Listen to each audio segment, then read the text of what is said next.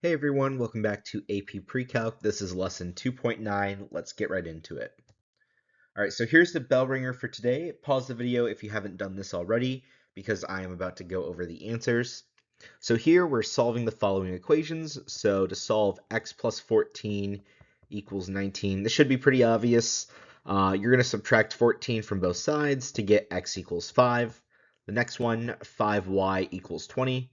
Here, you're just going to divide both sides by 5 to get y to be 4. The third one, we have 17 equals h to the fourth plus 1. Subtract 1 from both sides, and then take the fourth root of both sides to get rid of that power of 4. This should then be 2 is your h value. And then finally, we have 2 to the power of p equals 32. 2 to what power gets you 32? And that's going to be 2 to the fifth. So if you take 2 and keep multiplying it by itself 5 times, you'll get 32. So that should be our bell ringer there.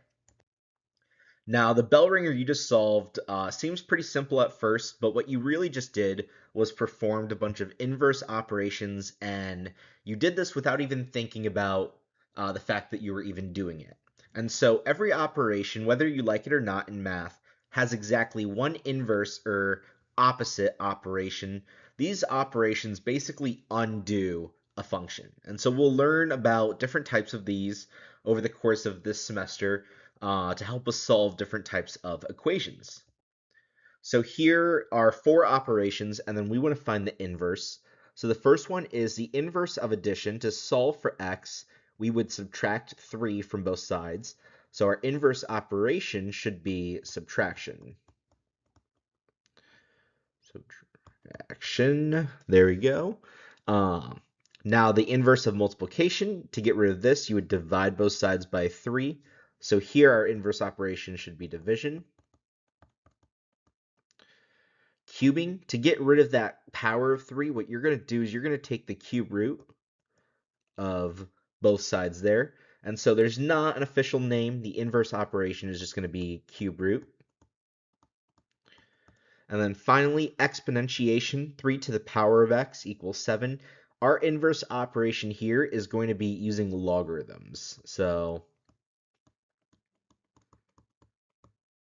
I'll just put logarithms there. There's really not an exact, specific name for that. And so logarithms and exponents are going to be something that we're going to focus a lot on within the next unit or so. So the big idea here is just as we can write rational numbers in decimal and fraction form, like 0.5 is equal to 1/2, which is, we can also write it in percentage form. We can write equations in either exponential or logarithmic form. So those are those two blanks there, exponential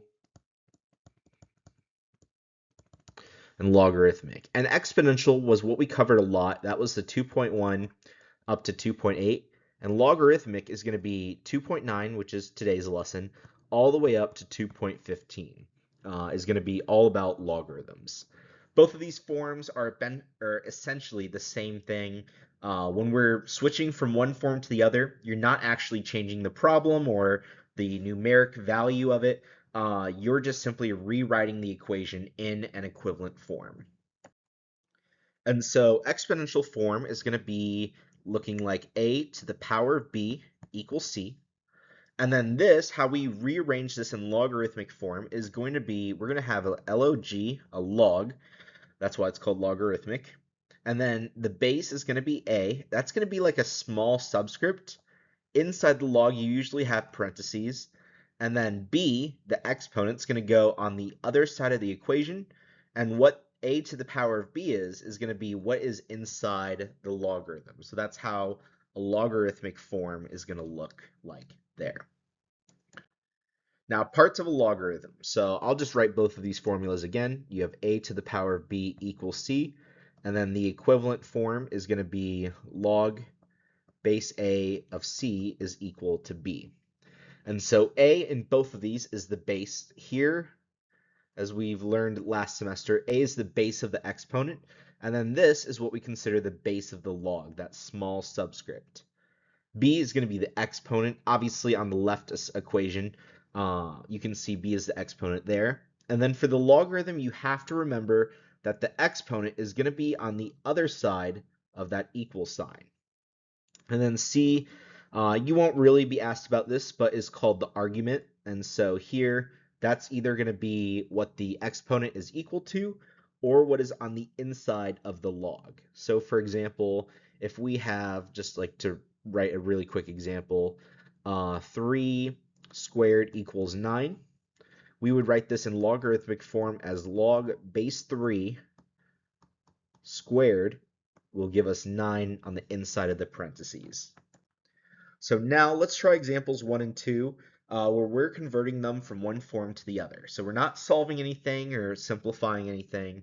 We're just converting the forms. So here, this is going to be exactly what we just did, ironically enough. Log base 3 to the power of 2 equals 9. And so I kind of remember this general like motion of going from the base, that small subscript, to the right-hand side and then going back to inside the exponent. So doing it here, you have log base 11 is going to equal 4. And then inside here, it's going to be 14,641 on the inside there. And that should be B. C would be log base R, to the power of T. So not W there, should be T, equals W on the inside there. And then D, we have log base 6 to the power of 3x equals y. So here it's pretty much the same, it's just reversed. So this is the same as 6 to the 3x equals y there. So don't get confused by that. All right, example number 2. Convert the following equations from logarithmic form to exponential form. Do not solve. And so what we want to do here is taking a look at the first one, you're going 7 to the power of 2 equals the middle. So 7 squared equals 49, and that's our answer. This one, it's going to be 3 to the power of x equals y. This one is a to the power of L equals P. And then 5 to the 4th equals C here. And that is our answer for example 2.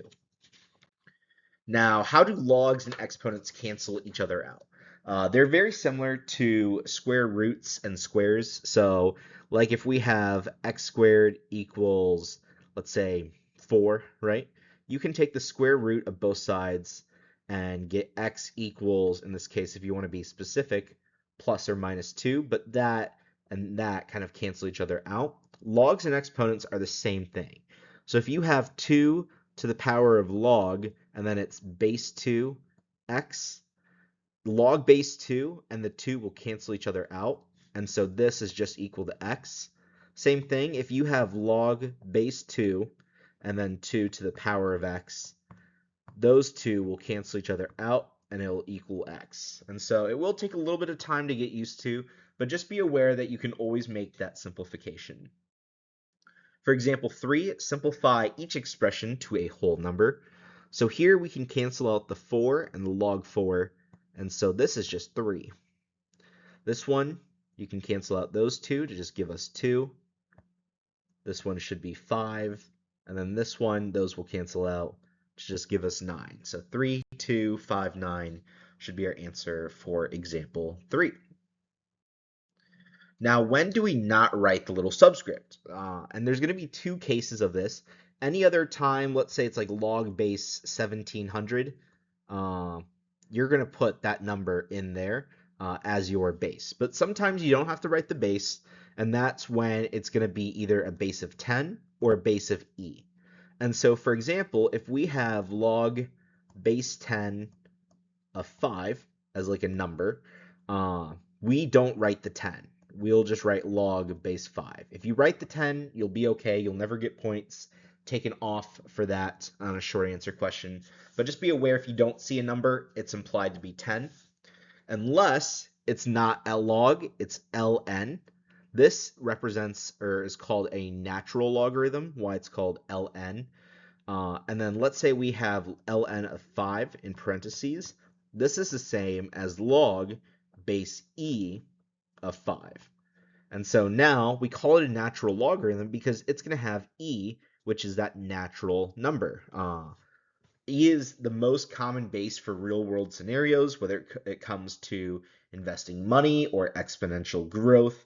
E is a common growth factor, and so we'll see it a lot in story problems, but that is why ln is also one where we kind of abbreviate it and make it a little easier for us to write. So convert the following equations from exponential to logarithmic form using the correct notation. So here we either want to use ln or just log if it's an log base 10. So here this would typically be log base 10 squared equals 100, but we're just going to write this as log 100 equals 2. So that's going to be our answer here, is this part, not that part. This one would be ln, or if we write it the first way, log base e to the power of 0 is equal to 1. However, we can just write ln of 1 equals 0. This one would typically be log base 10 to the power of t equals w, but we're just going to put log w equals t, and that should be our answer there. And then this one is typically log base e to the power of 3x, and then is equal to y. And so here we can just put ln y equals 3x, and that's going to be our equation there. All right, so there's many times where we can evaluate expressions that involve logarithms without even touching a calculator or using Desmos if you're in my class. And so what you really want to do is, if we just work through a together, we want to condense this into a real number. Doesn't have to be an integer, doesn't have to be positive, doesn't have to be a whole number, but it wants to be, we want to try to get just a number though, a real number. And so the answer to this is going to be pretty much every time you want to think about, if you see log 2 of 8, you want to think about 2 to what power is going to get me 8. And then that's going to be what this number is equal to. And so here, obviously, you hopefully should know 2 cubed is 8. And so that should be our answer there, which if we take this, 2 cubed is 8, and put it in a logarithmic expression and change it from exponential to logarithmic, that's what it would look like. So that's how we know that is equal to 3. Taking a look at the next one, 5 to what power gets you 25? And so this should just be 5 squared, so 2 should be our answer there. 2 to what power gets us 32? That is going to be 5. That was from our bell ringer. Here, there's no number, so we can rewrite this as log base 10 of 100. And 10 to what power gets you 100? That's going to be 10 squared.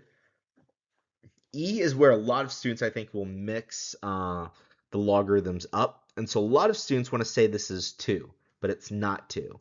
Because we are asking 16 to what power will get us 4. And so what you want to do is, how can you go from 16 to 4? If you multiply it by 16, you'll get a number that's way bigger than 4. However, if you take the square root of 16, right, you get 4. And taking the square root of a number is the same as raising that number to the power of 1/2. So this is 16 to the power of 1/2. And so that should be what our answer is there, 1/2. 3 to what power gets you 1? Remember, this is something that you also need to commit to memory if you don't know already. Anything to the 0th power will always be 1. So if you ever see 1, it's always going to be 0. Taking a look at the next one, 10 to what power gets you 10? This is going to be just to the power of 1. 6 to what power gets you 1 over 36? This should be here. 6 squared I know is 36, but then how do we get it to 1 over 36? This should be 6 to the power of -2, because the negative, first off, moves it to the denominator, and then 6 squared is 36, so that should be our answer there, -2. The next one, log base 25 of 5. This is very similar to the problem that's just right above it. This should be 1/2. Log base 7 of 7. This is just, again, 1. This one, we can use what we just learned and how logs and exponents kind of cancel each other out, to cancel that out to just get 1/7 there. And then this is ln square root e. So this is really log base e, and then the square root is just the same as taking it to the power of 1/2. And then here you can either cancel it out or just think e to what power is e to the power of 1/2. That should obviously just be 1/2 there. So that's going to be our answer for L. All right, so the final thing we're going to talk about today is just using Desmos to evaluate logarithmic expressions. So you should have a log or ln button on a scientific calculator if you have one, or on Desmos. If you just type in log, it will naturally assume a base 10, or if you type in ln, it will naturally assume log base e. However, what happens when the log, or when the base of a logarithm is not 10 or is not e? What do you do? And so the first way is something that you'll need to know. It's a little bit of a longer way than what we'll learn, way 2, but you still need to know this formula. And so any logarithm in the form of log base a and then b can be written as log, and then this base is any number b over log with that same base a. And so here, a lot of times, the only reason when we would use this is when you want to convert it to base 10 or base e. It doesn't matter which one because you'll get the same answer. But by doing that, you will now have two numbers that you can plug into the calculator. It doesn't matter what this base is. 10 and e are probably the easiest examples, but you could technically do it with any number. So for example, if we had log base 2 of 3, this would be the same as log 3 over log 2, which is the same as ln 3 over ln 2 there. All right, so now use a calculator to evaluate the following expressions as decimal approximation. Remember from last semester, this means 3 decimal places using way number 1. And so here, this is going to be log 7 over log 6. You could do ln 7 over ln 6. That's fine. For this class, I'm just going to do log. Just keep it easy. And so as decimals, those are 0.8450980400014. So with these, I would say, I know it's painful, but don't round until your final answer. And then log base 6 is 0.77 that. And then as a decimal approximation, we should get 1.086 there. And that should be our answer. For ln 3, this is going to be log 3 over log base e. Or you could just type in ln 3. If you did this, though, this would be 0.477255 all over 82. However, as a decimal approximation, this should be 1.0 either 9 and then either 8 or 9, depending on how you round. We'll round here to 1.099 there. All right, way number 2, this way is going to be a lot shorter. It's just using Desmos. And so what you'll want to do is click on that keyboard icon because this won't show up right away. Once you click on that keyboard icon in the bottom left corner, you're going to click on the Functions button and scroll down until you get to Calculus. Even though we're not in Calculus yet, we'll still use some of the features, and you're going to click that log, and then I think it's an A subscript there. And then we can just use a calculator to evaluate the following expressions as decimal approximations, where you can now fill in your base. And so this is how we include something that may have like a base of 3 or 6 or 10 billion, really, if you want. And so for 1, these are all decimal approximations, so I'm going to round 3 decimal places, 0.954. 6.422. You could also have 6.421. Those both you could just plug in right away at face value because they have nice bases. Here, you would need to use this function to get 3.459, and then D, 2.52, and then we'll round up to 1. So that should be our answer for example number 7. All right, now we just got a few more questions. Example 8, which of the following is equivalent to 4 to the power of 6x equals 10? So just throw it into the opposite form, which is log base 4. Whoops, let me rewrite that without parentheses just to make it a little bit easier. Log base 4 to the power of 6x equals 10, and this is what we're looking for. I see that in B, so B should be our correct answer there. This next one, 36 to what power will get us 1/6? So what is this equal to? So how do we go from 36 to 6 first? Well, I know 36, the square root of 36 is 6, which is 36 to the power of 1/2. But that 6 is now also in the denominator, so how do I get it to be on the bottom? And it's easy. It's with the, if you want to move it to the denominator, you're going to add a negative sign. So this really should be 36 to the power of negative 1/2 is the same as 1 over 36 to the 1/2. And then this is 1 over square root 36, which is exactly what we were looking for. So B should be our correct answer for example number 9. All right, example number 10 here. We have log base 8 of 1. So this is just asking 8 to the power of what will give us 1. And this is something that you need to remember. Anything to the 0th power is always going to be 1. And that's the only way you can get 1 from any logarithmic expression. The final one, the function k is given by k log 3x. What input values in the domain yield an output value, so a y value of 2? So this wording is something to get used to. And then here we just want to solve for x. So this is going to be 3 squared equals x, which is just 9. So B should be our answer for example 11. All right, if you have any questions, please come see me in office hours, and I will see you guys later. Thanks.